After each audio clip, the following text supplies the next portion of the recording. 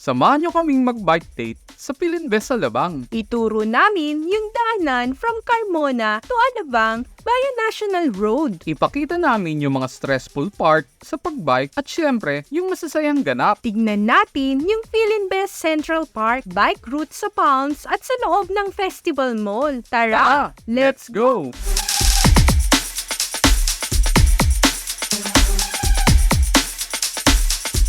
Good day mga ka-bike date. Simulan natin ang bike date mula sa Carmona. Sa San Pedro tayo mag-start, mag-National Road, papuntang Alabang. Dito tayo dadaan sa looban, sa Silcas, Rosario Complex, Crisantemum, San Vicente Junction, SLEX, Ilalim, at San Pedro Tulay hanggang sa mga manok ni San Pedro. Bago pa naging Metro Manila, ang Muntinlupa ay under pa siya ng Rizal Province. Hindi pa rin nila tinanggal ang boundary marker. Kapag nasa National Road tayo or busy na kalsada, dapat ay mag-extra ingat. We once encountered an accident. Maraming motor noon, then bigla siyang nag-cut at sabay tigil. Hindi kaagad kami nakareact, kaya nabangga namin at sumimplang kami. Maging alerto kapag may kasabay na motor. Madalas walang signal, lusot ng lusot. Sana all, ganitong rider.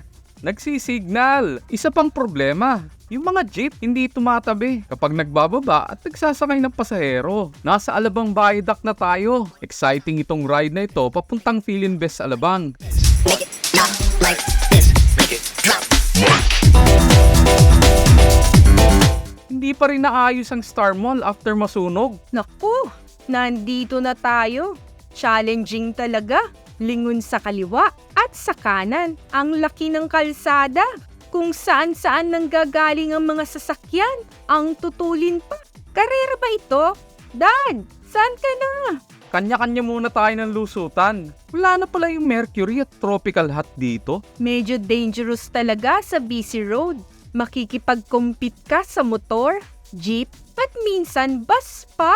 Kailangan mo talaga ng extra ingat, safe space, and distance.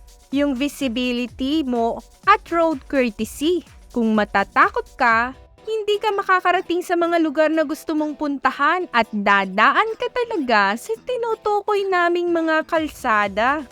Maganda pala rito kapag weekends. Wala masyadong sasakyan at naka-arrange ang mga blockade sa kalsada para hindi ito pasukin. Sharing sa kalsada ang mga joggers at siklista. Nasa kanan natin ang Philinvest Central Park. This area is used to be the Alabang Stock Farm. Alam ko yan kasi taga-Alabang ako for 21 years. Itong area na ito ay managubat noon. Nag-over the bakod kami para lang manguha ng gagamba na panglaban. Ang reference ko kasi ay yung Alabang Sapote Road. Bakod na yon, then itong part na ito ay stock farm na. Ang Alabang Stock Farm ay itinatag ng mga Amerikano noong taong 1918. Ito ay may laking 244 hektarya at nagsisilbing pastulan para sa pagpaparami ng mga manok, baka at mga baboy. Nagsisilbi rin itong pook pasyalan para sa mga ilang lokal at residente. Lalo na ang istasyon ng gatas nito kung saan maaaring makakuha ng sariwang gatas tuwing umaga. Sumikat ito hindi lamang sa pagiging tahanan nito sa maraming uri ng hayop, bagkus ay pati na rin sa serum and vaccine laboratory. Ang Central Park ay isang ektaryang open space para sa mga picnic, pagbibisikleta, palakasan at jogging. Masisiyahan din ang mga bisita sa mga installation na makikita sa parke na kinabibilangan ng outdoor gym equipment para sa mga matatanda at palaruan para sa mga bata. Mga serbisyo sa pag-arkila ng bisikleta, fitness at sports activities gaya ng Zumba session, flag football at frisbee, bukod sa iba pa. Pati na rin ang food bazaar sa Eats by the Park ng Central Park na sinabahan ng mga live na acoustic band tuwing Friday and Saturday. Paalis na tayo ng Central Park. Papunta naman tayo sa part ng Palms. Sarado ang road for motorized vehicles. Open ito para sa mga nagbabike at nagja-jogging.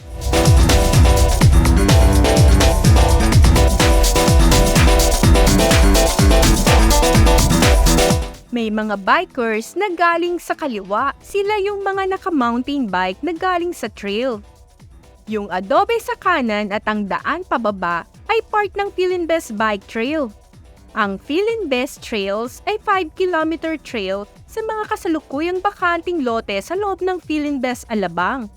Ito ay isang sikat na destination ng mga southern bikers.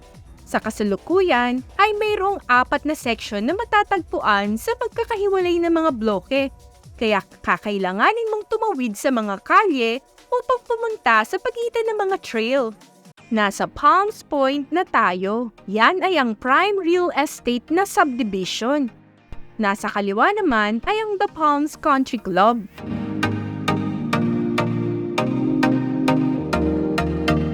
Ang ganda ng tanawin. Magubat pa. Ganito pa itsura noon ng stock farm.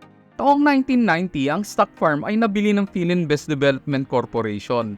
Mula sa pagiging malawak na bukirin, ay binago nila ito at ginawang sentro ng komersyo noong 1995. Sa kasalukuyan, ito ay kilala bilang Philinbest City, isang kaaya-ayang lugar na sentro ng mga negosyo at patuloy nagpapayabong sa pamumuhay ng mga tao sa paligid nito.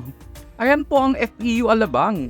Kapag kumanan tayo, papunta rin ng RITM, Research Institute of Tropical Medicine. Naging matunog po yan nung pagsimula ng COVID. Papunta na po tayo ng Festival Mall.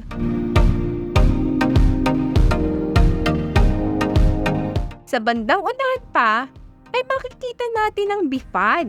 Ang weird, wala masyadong tao sa mall. Tara, pasok tayo sa loob. Yan po ang Our Lady of Lourdes Chapel at sa kaliwa ang Mundok River Park. May mga signs for pedestrian and cyclists, kaya allowed magbike dito.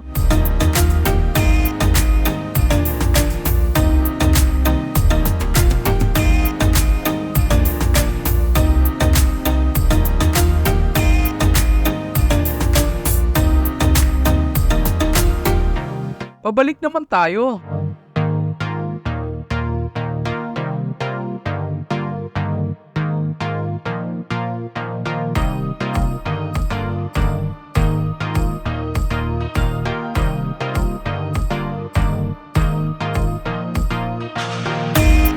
Makikita sa gitna ng mga halamanan at sa ibabaw ng burol ang Our Lady of Lourdes Chapel. Ang arkitektura ay kahawig ng isang puting lili. Ang kisame at bubong ay nakasegment na petals.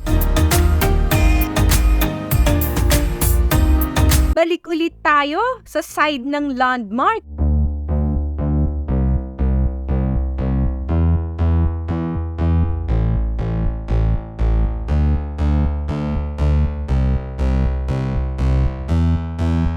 Pasok tayo sa lugar ng mga restaurant.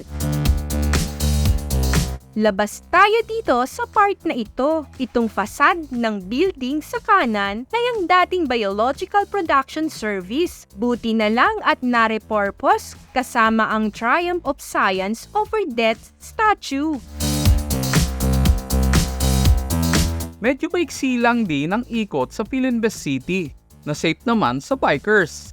Okay din naman makabike sa Festival Mall. Pabalik na tayo ng Carmona.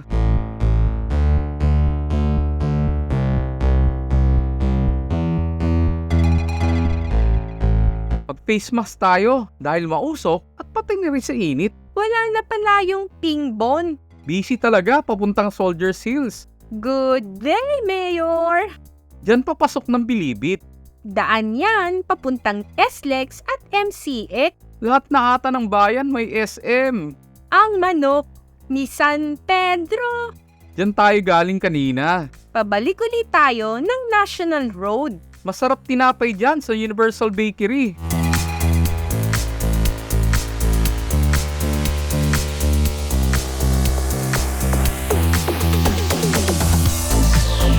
Tatawid tayo ng SLEX, pero sa tunnel.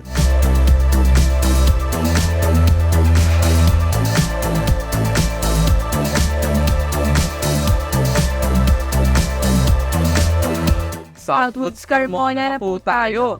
dito na namin tatapusin ang aming bike date. Salamat! Thanks for watching! You can like, share, and subscribe. You can watch our other videos here. Until our next bike date, bye!